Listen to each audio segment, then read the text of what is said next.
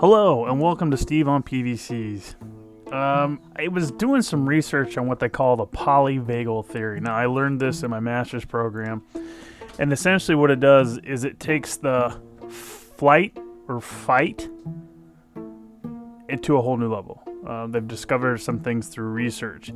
So instead of just having homeostasis or your normal self, there and flight or fight, there's another part of this called immobility, which often you don't learn about. So when we look at this, essentially, Steven Porges came up with this concept through his research, through this theory, the polyvagal theory. And you can look at it as he describes it as a stoplight. Green is go, yellow is fight or flight, and then red is immobility. Right? And then there's a lot of information on this. So I'm just going to kind of start, we'll call this maybe part one, and talk about this and how it relates to possibly causing PVCs. Right? So essentially, you have your normal socialization. Right? We walk around in a safe state. We feel like we can engage with other people and, we get along with folks. Right? But then there's flight or fight. This is when this system, the sympathetic system, senses this danger and it becomes a defense mechanism. It's like, okay, first one's flight. Shit's going south. It's bad. I got to get out of here. I got to run. I got to move. I got to keep moving. I got to get away. I got to run. Right? And then there's fight. You find yourself in a position where flight cannot happen. So we want to fight. So the blood goes to our extremities, it drops out of our brain, and arms are ready, fists double up, and we're ready to fight. All right. But what if we can do neither of those things? What if we can neither flee or fight? Well, we find ourselves in a position of shutting down, immobility, freezing. So what does that all mean to somebody that suffers from PVC? Now, first I want to say I am not a medical doctor, okay?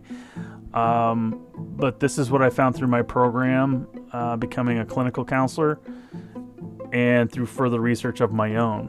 And again, this research takes a while.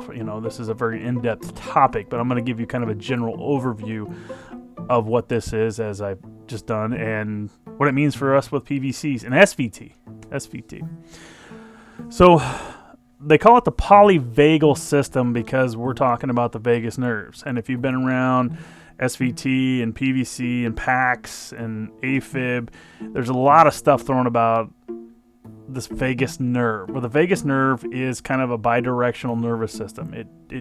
It receives input from the brain and it sends input up to the brain. And I was talking to a neurologist here recently, and I said, is it possible that if my stomach is bad, that it can cause issues with my cardiac system?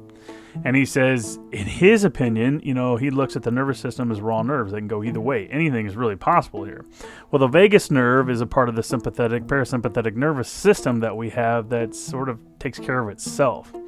Now, if you've checked out Dr. Sanjay Gupta, from York Cardiology, he believes there's a gut cardio connection.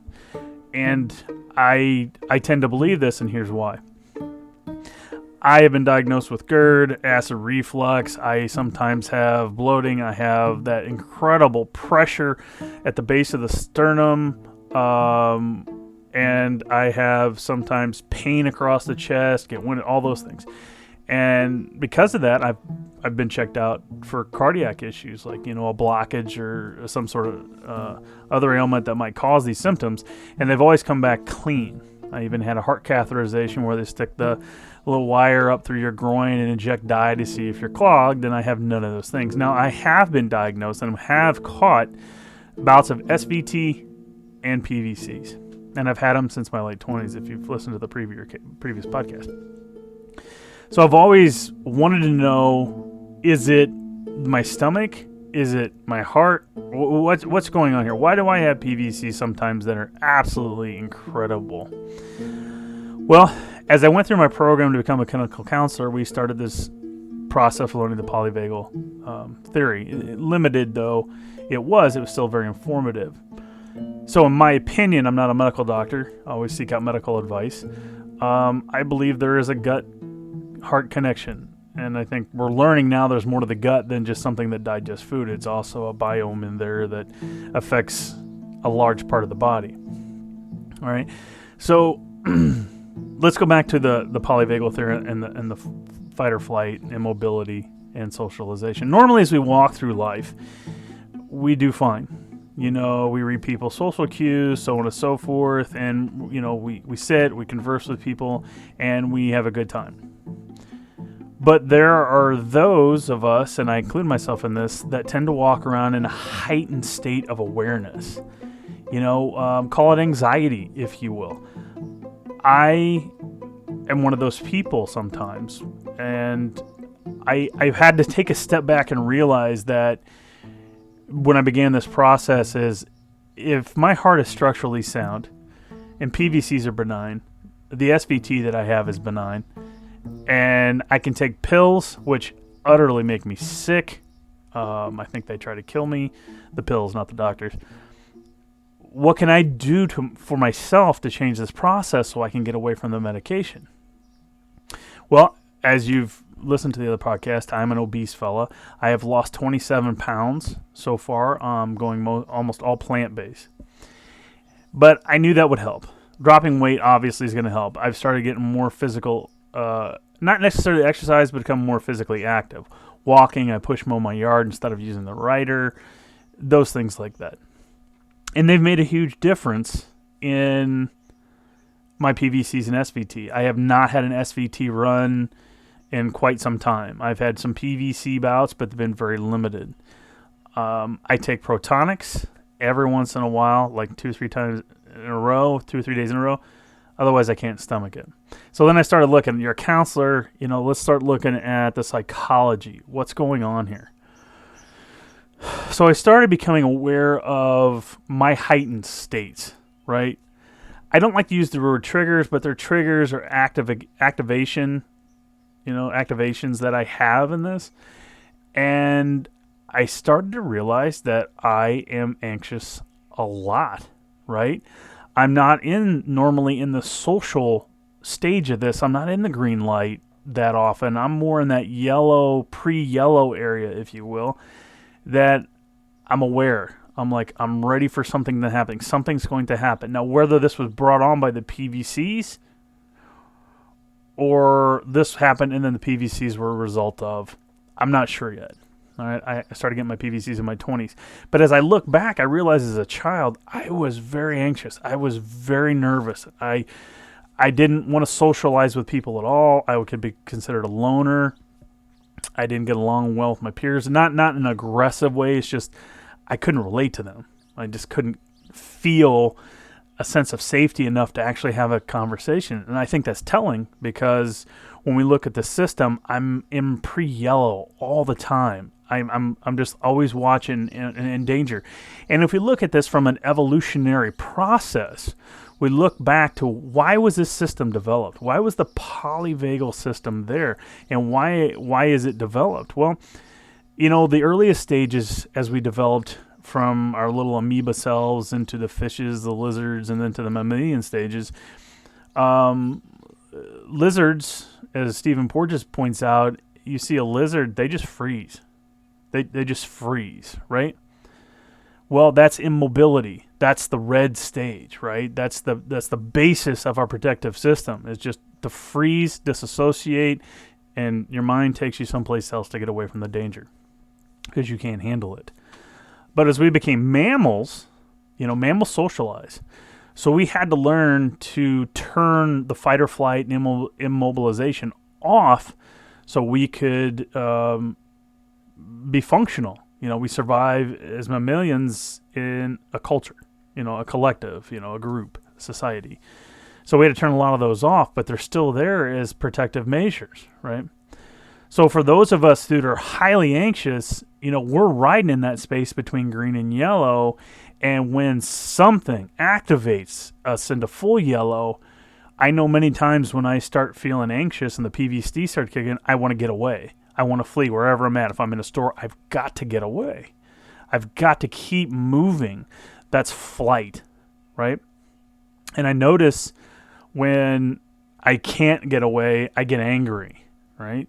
So that's the fight. So first I try to flee, then I try to fight, right? So I get angry, and I know my family can see this because sometimes when this happens, they're around, and I lose my temper.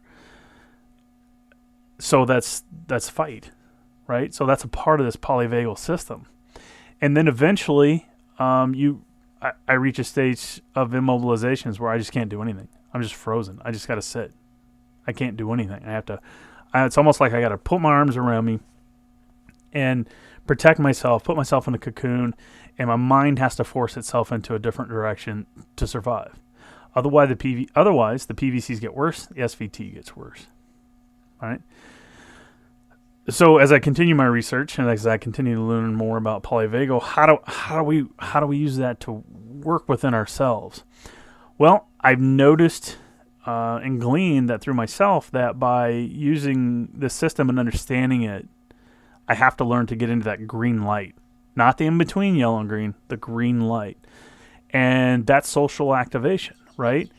For instance, now I've tried to be like when I start to feel a little weird, a little off, I try to communicate more. Because as we communicate more, excuse me, as we communicate, as we sit in front of somebody, their systems help regulate us. You know, it's a part of our mammalian state of socialization. We actually can use the other person to regulate ourselves. We have mirror neurons that sit kind of behind the ears. You know, if you take your fingers and just go right behind your ears, there's a bone there. They're what we call mirror neurons. And after a time, these will pick up on the person in front of us' state, and then we will take on that state. Now, I've seen this actually work. As a clinician, I've definitely used this as a way to help regulate a client that just can't seem to get there, right? So I've used that in reverse. I know this is a process that works, so if I'm feeling activated or triggered, I will find somebody that I can talk to. And I noticed that after about 2 or 3 minutes, I start to calm. I'm moving from flight, potentially into flight, maybe that area between green and yellow, back into green, right? And as I do this, the PVCs go away. All right, so think about that for a second. Now I'm speaking for myself. I'm not a doctor. Always check out with your doctor. You know, you got to get this stuff all checked out with a physician first. That goes without saying. So through this process, I've learned that, okay, yeah, there's definitely a psychological component to this, kind of reactive component that's causing the PVCs. Now, I have PVCs, but I'm trying to find the activation process for my PVCs and SVT. What triggers them? All right. Now, in my case, it's 2 things so far that I've been able to deduce. It's this activation process in the polyvagal theory, and it's also my stomach. But here's the kind of the cool thing here is I think the stomach is a result of this anxious state that I find myself in a lot of times.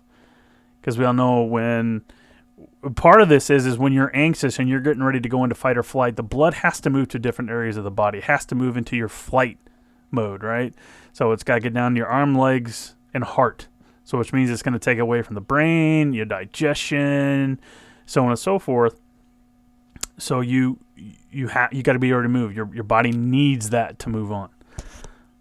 So I think this one thing, this activation that I'm in, the state, is actually the cause of the stomach issues and my PVCs, SVT. Yeah. Not solely, though, because I've had a shitty standard American diet for most of my life. And now I'm eating mostly plant-based and definitely vegetarian, really moving into vegan. And that has helped immensely. I've even seen some changes in my vision that still unexplainable at this point. Improvement. It hasn't declined. So I want to use that as a primer.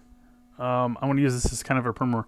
I want to talk more about this because I think it's important for those of us who suffer from this, at least try to understand that maybe we do have a measure of control, that we have the ability to actually stop a lion's share of these things. Now, whether it stops the majority or whether this works at all for anybody, I don't know. It's working for me. Talk to your doctors. I think it's important, because what the doctor does is give you a little peace of mind. If they're good doctors, is they can go in and say, structurally sound, you got good blood flows, no blockage, you're looking good. Now, they can't know 100%. Nobody can unless they shove a wire in you. But we go with what we got. So it's kind of the start of this. So we're going to go more into this and how it relates to PVCs and some other things, and maybe what we can do to help each other out when it comes to PVCs, PACs, SVT, and AFib. We'll see where this goes. All right, we're researching together. We're a team, you and me. All right. Anyway, this is Steve on PVCs. I thank you for listening if you are, and hope to see you next time.